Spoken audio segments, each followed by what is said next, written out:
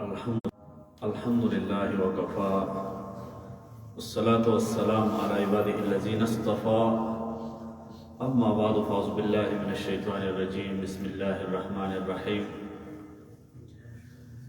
قال الله تعالى في كتابه المجيد والفرقانه الحميد والذين هم على صلاتهم يحافظون أولئك في جنات مكرمون.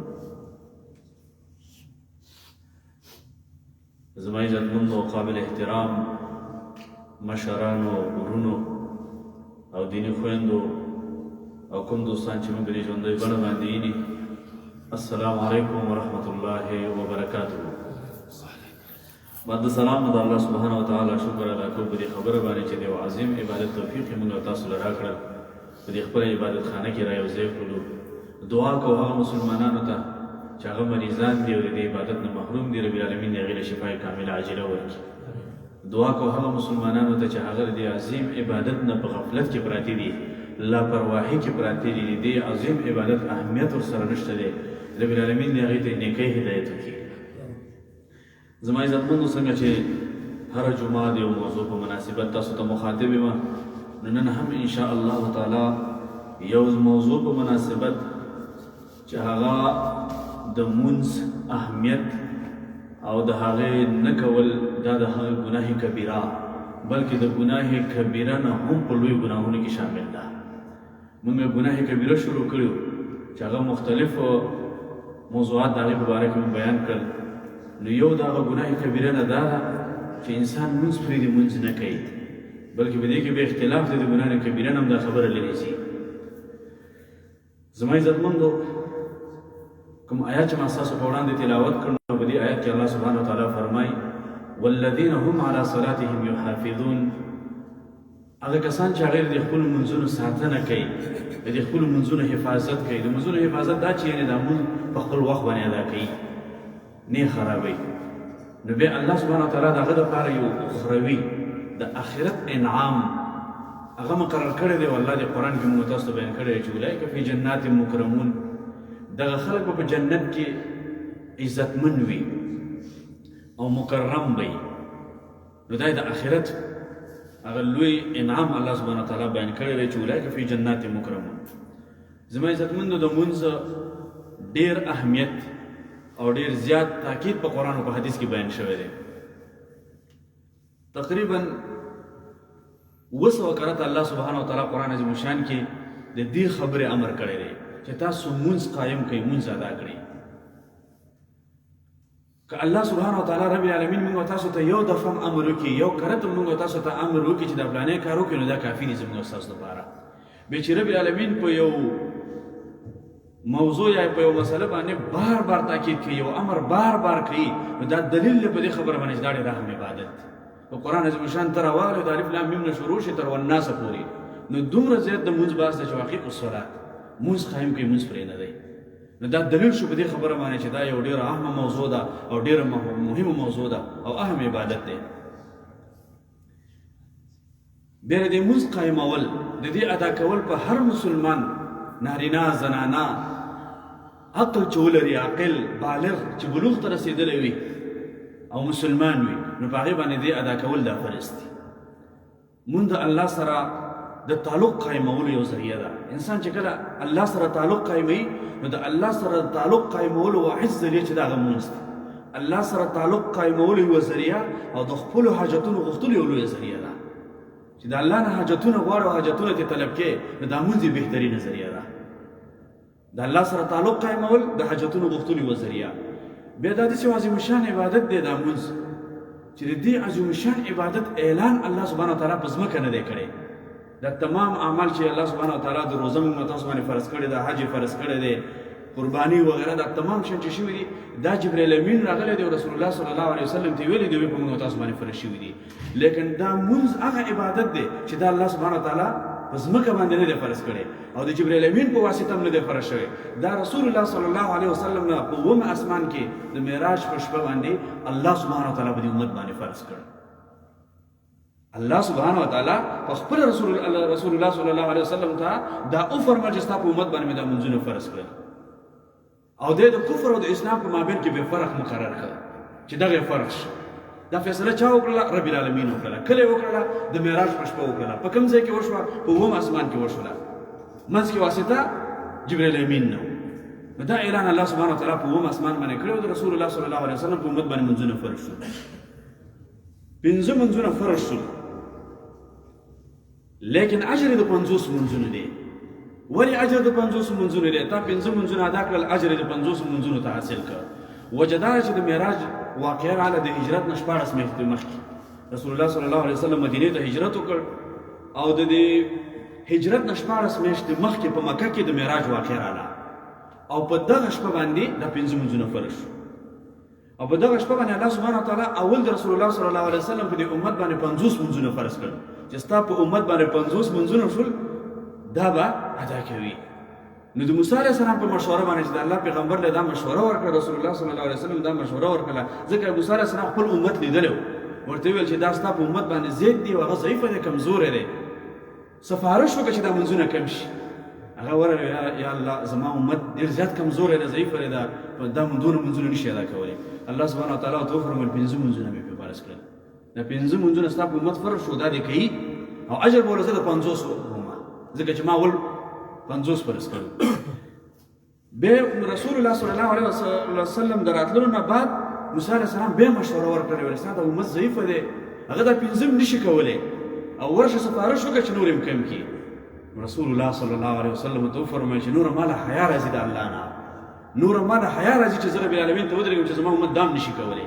او نن د موسی علیه السلام هغه خبر حقیقت دی چې د الله پیغمبر د امتین چې دي هغه 5 منځونه نه ادا کوي. د 5 منځونو همت هم چا کې نشته چې هغه 5 منځونه انسان ادا کړي، بلکې 3 او 4 هم نشي ادا کولی. داسې انسانان شته چې هغه فقط یو جمعه یا یو اختر بل اختر منځونه نه راځي. داسې مسلمانان به تاسو لیدلي وي. زما عزتمندو، الله سبحانه وتعالی قرآن عظیم الشان کې فرمایي ان الصلاة كانت على المؤمنین کتابا موقوتا. الله فرمایي موږ د خپلو بندګانو باندې په دې مؤمنانو باندې دا مونځ په وخت سره په خپل وخت سره فرض کړی دی. رسول الله صلی الله علیه وسلم نه سوال وشو ای اعمل احب الى الله، یا رسول الله کوم عمل الله سبحانه وتعالی ته ډېر زیات محبوب دی چې موږ یې وکړو؟ رسول الله صلی الله علیه وسلم ته وفرمایل صلاة علی وقتها، مونځ په خپل وخت سره ادا کول. دا عمل الله ته ډېر زیات محبوب دی چې د مونځ وخت داخل شو 100 کاله پرېږدي او ته په مونځ الله ته ودرېږي. دا مونځ داسې نه دی چې بس ته په ساعتونو ولاړ یې او د دې دپاره دا دې وغه دي په بوټانو دې مسه وکړه، په جرابو دې مسه وکړه، په کار کې هم کولی شي، په هر ځای کې کولی شي. یوازې مسجد هم ضروري دی. الله سبحانه وتعالی د رسول الله صلی الله علیه وسلم د امت دپاره دا تمامه ځمکه پاکه ګرځولې ده، ته مونځ ادا کولی شي. د دې د وجې نه الله سبحانه وتعالی قرآن عظیم الشان کې فرمایي قد افلح المؤمنون، مؤمنان کامیاب شول. کوم مؤمنان کامیاب شول؟ چا چې پیسې ډېرې پیدا کړي. قد افلح المؤمنون، مؤمنان کامیاب شول. کوم مؤمنان کامیاب شول؟ د چا چې قواره ډېره ښایسته ده. قد افلح المؤمنون، مؤمنان کامیاب شول. کوم مؤمنان کامیاب شول؟ د څوک چې په جسم باندې قوي دی. الله فرمایي قد افلح المؤمنون، کوم مؤمنان کامیاب شول؟ څوک چې علم او تجربه ډېره زیاته لري. الله سبحانه وتعالی فرمایي نه، الذين هم في صلاتهم خاشعون، چې خپل رب ته په عاجزۍ باندې ودرېږي. دی راشي یو نیت وتړي او خپل رب ته دې په عاجزۍ باندې ودرېږي. الله وایي زما په نظر باندې دا کسان کامیاب دي. قد افلح المؤمنون، دا مسلمانان کامیاب دي چې خپل رب ته په عاجزۍ باندې ودرېږي. الذين هم في صلاتهم خاشعون. ولم يخلق الله بيده الا ثلاثه. الله سبحانه وتعالی را تمام شان د کائناتو چې دي د کن فیکون سره پیدا کړي دي. الله سبحانه وتعالی یو شي ته امر کړی دی چې اراده کړې ده چې زه دا شی غواړم چې پیدا یې کړم، نو ورته ویلي کن فیکون، نو الله سبحانه هغه به پیدا شوی دی. انما امره اذا اراد شیئا ان یقول له کن فیکون. لیکن 3 شیان چې دي الله سبحانه وتعالی الا ثلاثه، مگر 3 شیان الله سبحانه وتعالی دا په خپل لاس سره پیدا کړي دي. د هغې تخلیق رب العالمین په خپل لاس سره کړی دی. هغه څه شی دی؟ یو خلق آدم بیده، آدم علیه السلام الله سبحانه وتعالی دا په خپل لاس سره جوړ کړ. د هغه د شکل صورت د سر د الله سبحانه وتعالی په خپل لاس سره د هغې تخلیق وکړ. خلق آدم بیده، آدم علیه السلام تخلیق دا په کن فیکون سره نه دی پیدا شوی، تخلیق الله سبحانه وتعالی په خپلو لاسونو سره وکړ. بل وکتب توراة بیده، یو د تورات هغه تختې چې موسی علیه السلام له په اول ځل باندې ورکړه شولې کوهي تور کې دا رب العالمین په خپل لاس باندې لیکلې وې دا د رب العالمین خپل لاس باندې وغرس جنت عدن او بل جنت عدن ډېر جنتونه دي یو جنت المأوا دی یو جنت الخلد دی یو جنت النعیم دی او یو جنت الفردوس دی ډېر جنات دي موږ تاسو یا الله جنت الفردوس نصیب کړي ابراهیم علیه السلام دعا کړې یا الله ماته جنت النعیم نصیب کړي جنت النعیم په هغه چا الله سبحانه وتعالی ورکوي چې هغه مؤمن متقي ضیوف الرحمن صفت پکې د مېلمنو چې ډېر زیات د مهمان نه دی د دې مېلمنو چې ټول څوک زیات خدمت کوي او ابراهیم علیه السلام کې دا صفت موجود و مهمان نواز ډېر زیات نو ځکه هغه ویلو چې دا جنت د دې خلکو دپاره دی نو ځکه د دې جنت دعا کړې وه وورثت جنت النعیم ابراهیم علیه السلام د جنت النعیم دعا کړې وه نو داسې جنتونه دي دې جنتونه کې یو جنت دی چې جنت عدن ورته وایي جنت عدن الله سبحانه وتعالی دا په خپل لاس سره تیار کړی دی په دې کې دا ونې او بوټي او دا تمام تزین او عرش رب العالمین دا په خپل لاس سره کړی رب العالمین جوړ که تیار یې کړ دا الله سبحانه وتعالی رسول الله صلی الله علیه وسلم به د دې جنت عدن اوصاف بیان کړي دي څنګه صفت بیان کړی دی الله پیغمبر فرمایي لم تر اعین اوسه پورې تر سترګو داسې یو نظاره نه ده لیدلې او بیا فرمایي ولم یخطر علی قلب بشر او اوسه پورې د بشر د انسان په زړه کې د هغې تصور هم نه دی راغلی د انسان تصور وکړي د یو انسان په زړه کې د هغې تصور هم نه دی راغلی چې رب العالمین هغه تیار کړی دی دا الله سبحانه وتعالی جنت عدن د چا لپاره تیار کړی دی الذین هم فی صلاتهم خاشعون هغه کسان چې په عاجزۍ باندې او په خشوع باندې خپل رب ته ودرېږي بس دا الله سبحانه وتعالی ته ډېر خوښ دی د عمل لکه دا مسلمانان رال نیت یې وتړه خپل رب ته ودرېدل د دنیا تمام هر څه پرېوستل خپل رب ته ودرېدل نو دا صفت الله ته دونه خوښ دی الله په خپل لاسونو باندې یو جنت تیار کړی جنت عدن ورته وایي کومو کسانو له الذین هم فی صلاتهم خاشعون چې په عاجزۍ باندې خپل رب ته ودرېږي دا انعام الله وایي دا بدله هم هغې له مقرر کړې ده په دې آیات کې ذکر د کومې خبرې دی خاشعون دا واوره یو هغه کسان دي چې منځونه کوي او یو هغه کسان دي چې هغې په عاجزي کوي په دې منځ کې په عاجزۍ باندې الله ته ودرېږي خاشعون د عاجزۍ ته ویل کېږي خاشعون په معنا د خائفون او ساکنون منځ کې چې کله ودرېږي ته به په دریو حالاتو سره یې ته به خاشع یعنې په عاجزۍ به الله ته ولاړې بل به خایف به د الله نه به یېرېږي چې دا منځ به ما د الله د عذابونو نه خلاصوي په دې منځ باندې به زه کامیابېږم خایف به ودرېږي خایف بل به په کوم حالات کې ودرېږي ساکن به ودرېږي یعنې د زړه توجه به دې الله ته برابرې کله چې د زړه توجه دا برابره شي دا نور اندامونه خپله برابرېږي سترګې غوږونه دا تمام یې خپله برابرېږي ځکه دا نور اندامونه دا د زړه تابع دي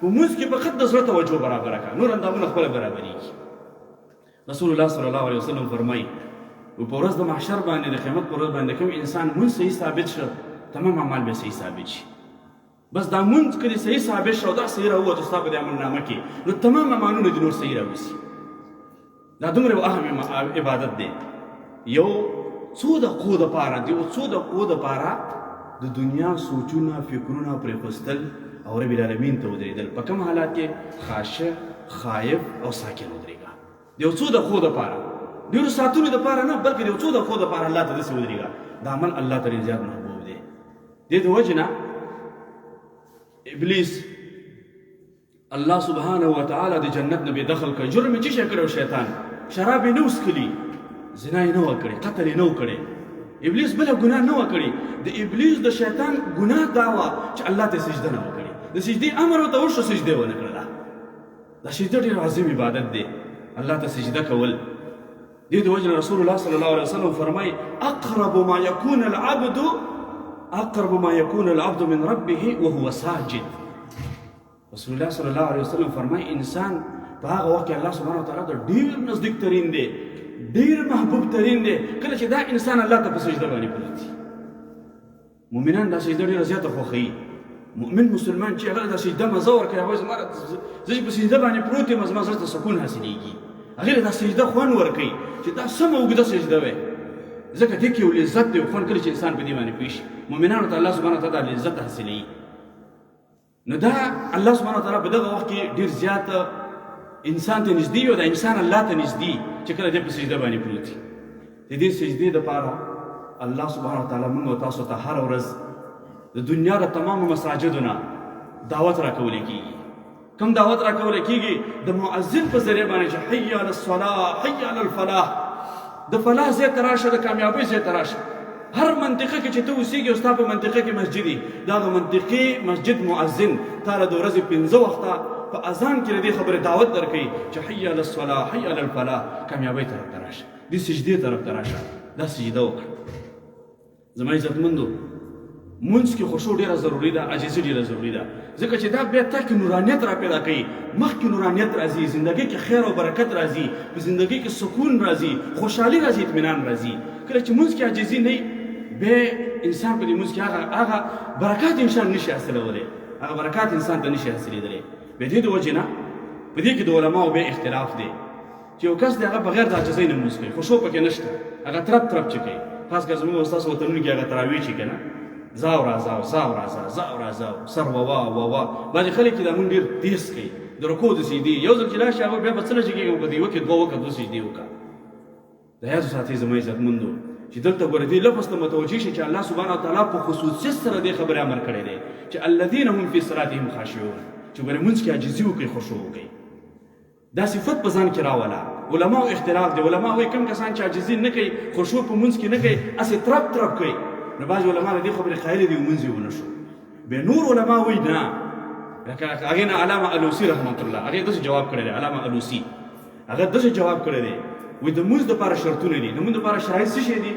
لباس پاک، ځای پاک، قبلې طرف ته ودرېدل، بدن پاک، اودس کول، دا د منځ شرطونه دي تمام، چې دا نه منځ دې نه کېږي. هغه وایي دا خشوع چې دا د منځ د اجزاو نه شرط نه دی، دا د منځ دپاره شرط نه دی. منځ یې په ظاهره باندې وشو، څوک نشي ویلی چې د منځ ونه کړ، که د وخت خلیفه موجود وي دی نشي نیولی چې دا ونیسي یا دا ووهي چې دا منځ نه دی کړی. منځ یې وشو، لیکن هغه بیا داسې وایي د قبول صلات دپاره بیا شرط چې دی هغه خشوع ده. دا منځ چې الله ته قبلیږي، د قبول صلات دپاره بیا شرط چې شو هغه خشوع شو. ستا منځ به هله د الله په دربار کې قبلیږي چې ستا په دې منځ کې عاجزي وي او په عاجزۍ دې کړی. لکه رسول الله صلی الله علیه وسلم فرمایي صلو کما رأیتموني یصلي، داسې منځ وکئ لکه زه چې څنګه منځ کومه. خو د الله پیغمبر به چې په منځ باندې ودرېده ډېر په عاجزۍ باندې به ودرېده، تر ډېر وخته به ولاړ، هغه شان منځونه موږ تاسو نشو کولی، هغه به ډېر په عاجزۍ باندې منځ کوو.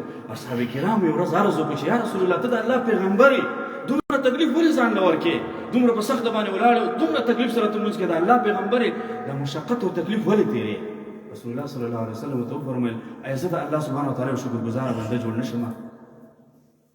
د الله پیغمبر وفرمیل وی آتانی جبریل مرتين عند البيت یصلي، 2 کرته جبرائیل امین رال او مال امامت راکړه په دې خبره باندې چې زه دا مونږ څنګه زده کړم، وی ما ته عملي راوښودو. نو دې د وجې نه د الله پیغمبر په دې باندې خصوصي تاکید کړی دی او طریقې موږ تاسو ته راښودلې ده. الله پیغمبر فرمایي بني الاسلام على 5، د اسلام 5 بنا دي. اوله بنا کومه ده؟ شاهدي ورکول، اشهد ان لا اله الا الله واشهد ان محمدا عبده ورسوله. دویم چې شری منځ، روزه، زکات، حج. د توحید نه بعد الله سبحانه وتعالی د منځ امر کړی دی. اوس کلمه توحید کې څه شی دی؟ اقرار د بندګۍ دی. کلمه توحید کې تا اقرار د بندګۍ وکړو چې الله ستا بندګي وکوم، او په منځ کولو سره اوس اظهار د بندګۍ دی. کله چې تا منځ وکړو او منځ شروع کړو نو تا د هغه اقرار اظهار وکړو کوم چې تا په کلمه توحید کې د الله سره کړی. کلمه توحید کې تا دا اقرار کړو چې یا الله زه به بندګي کوم. اوس ته منځ کې نماز ادا کوې نو په دغه وخت کې ته هغه د اقرار اظهار کې کوم چې تا په کلمه توحید کې کړی دی، او د الله سبحانه وتعالی کامل بنده جوړېدو دپاره اظهار او اقرار دواړه ضروري دي. دا دواړه ضروري دي چې انسان څه وکړي، اظهار هم وکړي او اقرار هم وکړي. بیا د منځ نه کولو د دې ډېر زیات نحوست دی. د جهان منحوس ترین انسان هغه دی چې هغه منځ نه کوي. سپېره انسان هغه دی چې هغه په ژوند کې منځ نشته دی، د هغه په ژوند کې خیر نشته دی، د په اولاد کې خیر نشته دی، د په کاروبار کې خیر نشته دی، هغه زنانه کې چې کوم دی خیر او برکت نشته دی چې هغه منځ اودس نه کوي. هغه انسان، هغه مسلمان، ځکه دا عظیم عبادت دی. که زه اوس دا وایم چې د یو عالم په دې کې دا فتوا ده چې څوک منځ نه کوي، او زه د اربعه چې کوم دي 4 مذهبونه د هغې رایې زه ذکر کړم، نو شاید تاسو به ووایئ چې قاري صاحب بیا تیز لاړې. ګوره بیا تیز لاړې، سختې سختې خبرې وکړې چې دا د یو بالمازه دپاره غټ شرم دی چې 4 مذهبونه په هغې کې ډېر سخت اختلاف لري. 4 مذهبونه په دې باندې په جنګ دي، یو وایي دا سزا ده، بل وایي دا سزا ده، بل وایي داسې دی، بل وایي هغسې دی. ځکه زه نه وایم بیا به تاسو ووایئ چې ډېر تیز لاړې، ډېرې سختې خبرې وکړلې. ځکه دا شرم بس دی چې د څلورو امامانو په خپل مابین کې اختلاف دی د بالماز او د تارک الصلات په باره کې. نو زما عزتمندو مونځ دا یو ډېر اهم عبادت دی. مونځ چې ونه کړي دا الله سبحانه دا په دنیا کې هم تاواني او په آخرت کې هم تاواني دی. دا سپیره انسان منحوس انسان دی. دا د چا په نسبت باندې؟ دا د الله په نسبت باندې. الله د ده په ژوند کې هېڅکله خیر او برکت نه راولي. دا د شیطان او د ابلیس ملګری د هغه هم سجده نه وه کړې. دې د وجې نه قیامت په ورځ به الله سبحانه وتعالی تمام مسلمانانو ته د سجدې امر وکړي او دا تمام مسلمانان به الله ته په سجده باندې پرېوځي. یوم یکشف ساق ویدعون الى السجود فلا یستطیعون. بعض انسانان به سجده نشي کولی. فیسجد له کل مؤمن ومؤمنه. هر مسلمان نارینه زنانه هغه به الله ته په سجده باندې پرېوځي کله چې د رب العالمین هغه جلوه وویني، د رب العالمین هغه نور وویني. مسلمانان به په سجده باندې د قیامت پر ورځ الله ته بعض انسانان به کوشش کوي چې راښکته شي سجده وکړي، نشي کولی. دا څوک وایي؟ دا قرآن وایي. سورت قیامت کې الله ردې بحث کړی دی. دی به سجده نشي کولی. فیعود ظهرا طبقا واحدا. دا ملا به داسې شي لکه تخته، شا به داسې شي لکه تخته. دی به کوشش کوي چې زه سجده وکړم. دا تمام مسلمانان پراته دي لیکن دی به سجده نشي کولی. ولې؟ الله فرمایي خاشعة ابصارهم وترهقهم ذلة. سترګې به ښکته وي، ذلت به پرې راخوري. وقد كانوا يدعون الى السجود فلا وهم سالمون. الله فرمایي دنیا کې دې ته د سجدې دپاره دعوت ما ورکړی لیکن دې په دنیا کې سجدې نه کولې او دې ښه تندرسته نو نن ما ته سجده نشي کولی. دا به یو خوند وي او لذت وي چې تمام مسلمانان په سجده باندې پروت وي او بالمازه تارک الصلات هغه داسې ولاړ دی مونځ نشي سجده نشي کولی. نو په دې وجه باندې الله سبحانه وتعالى فرمایي وقد كانوا يدعون الى السجود بالاذان والاقامه. مونږ دنیا کې دغه دعوت ورکړو په اذان باندې، په اقامت باندې. په دې اقامت کې هم تاته دا وایي چې مونځ راشه او د اذان کې هم تاته دا وایي چې مونځ راشه. ان الصلاه تنهى عن الفحشاء والمنکر. مونږ انسان د بدو کارونو نه منې کوي. کله چې انسان مونځ کوي او په عجزۍ باندې کوو د انسان د بدو کارونو نه منې کېږي. بعض وخت انسانان مونځونه کوي لیکن بیا هم بد کارونه کوي. نو د هغې غټه وجه دا وي چې د ده په دې زړه کې هغه اخلاص او هغه عاجزي نشته چې هغه څنګه مونځ کول پکار وي. یا د ریا مونځ وي یا هسې دغه مونځ وي. نو که دی په خشوع سره مونځ وکړي نو دا الله قرآن کې ویلي چې ان الصلاة تنهى عن الفحشاء والمنکر. دا مونځ انسان د بدو کارونو نه منې کوي. الله فرمایي واقیموا الصلاة وآتوا الزکاة وارکعوا مع الراکعین. مونځ وکړه رکوع سره د رکوع کوونکي. رکوع کوونکي کوم ځای کې دي؟ رکوع کوونکي بازار کې دي، په کورونو کې دي. الله فرمایي ورکعوا مع الراکعین. راکعین جمع ده. رکوع که سره د رکوع کوونکي. رکوع کوونکي په مسجدونو کې دي. یعنی الله فرمایي د مسلمانانو سره ودرېږه او په جماعت کې مونځ وکړه. په کور د کور همیشه په مونځونو په کور کې مه کوه. الله فرمایي ورکعوا مع الراکعین. رکوع که سره د رکوع کوونکي. رکوع کوونکي چېرته دي؟ هغه په مساجدو کې دي. او دومره فضیلت الله سبحانه وتعالی رسول الله صلی الله علیه وسلم فرق کړی دی. وی صلاة الجماعه افضل من صلاة الفضل افضل من صلاة الفضل ب27 درجه. رسول الله صلی الله علیه وسلم فرمایي هغه مونځ چې با جماعت وشي هغه د تنها مونځ نه 20 درجه باندې بهتر دی. سهار مونځ دې وکړو په جمع باندې 20 درجې دې حاصلې کړې. د ماسپښین دې وکړو په جمع 20 درجې. د مازدیګر، د ماښام، د ماسخوتن 20 درجې فضیلت په یو مونځ باندې په جماعت سره ادا کیږي. تنها مونځ چې دې وکړو دغه 20 درجو نه محروم شولې. هغه یو مشهور صحابي دی عبدالله ابن مکتوم، نابینا صحابي دی. رسول الله صلی الله علیه وسلم راغی. د اخري واقعه ذکر کومه. نابینا صحابي دی، په سترګو باندې کور دی او راغی رسول الله صلی الله علیه وسلم ته ویل یا رسول الله وایي زه نشم کولی چې مسجد ته راشم. ولې؟ ما سره څوک نشته چې ما سره کومک وکړي ما مسجد ته راولي. نابینا یم، ړوند یم، کور یم چې زه مسجد ته راشم. ما له اجازه شته دی چې زه په کور کې مونځ وکړم، مسجد ته نه راځم. د الله پیغمبر ورته څه وفرمیل؟ وایي هل تسمع نداء؟ وایي ته اذان اورې؟ وایي هغه ورته وویل اذان خو اورم. فإني لا أجد رخصة. ته ستا دپاره هېڅ رخصت نه وینم چې ته په کور کې مونځ وکړې. ته کوشش هغه نابینا صحابي ته د الله پیغمبر وایي ته مسجد ته راځه. چې کله اذان اورې مسجد ته راځه. نو اوس به دلته یو څوک ووایي چې زه خو د مسجد امستردام اذان نه اورم. نو دا خو اوس موږ سره د خوا کې همسایه دی هغه هم اذان نه اوري. په دې د وجې نه دلته اجازه نشته چې موږ په لسپیکر کې اذان وکړو. که دا لسپیکر موږ د پاس ځای ته وخېجو او اذان وکړو نو ته بیا کور کې وانه اورې. ستا په منطقه کې چې کوم مسجد دی او هغه منطقي لسپیکر پاس دی بام ته وخېجې او تا ته اذان وشي نو ته بیا وانه اورې، حتما بیا ته واورې. نو رسول الله صلی الله علیه وسلم یو نابینا صحابي ته وایي چې ته اذان اورې نو ته راځه مسجد ته.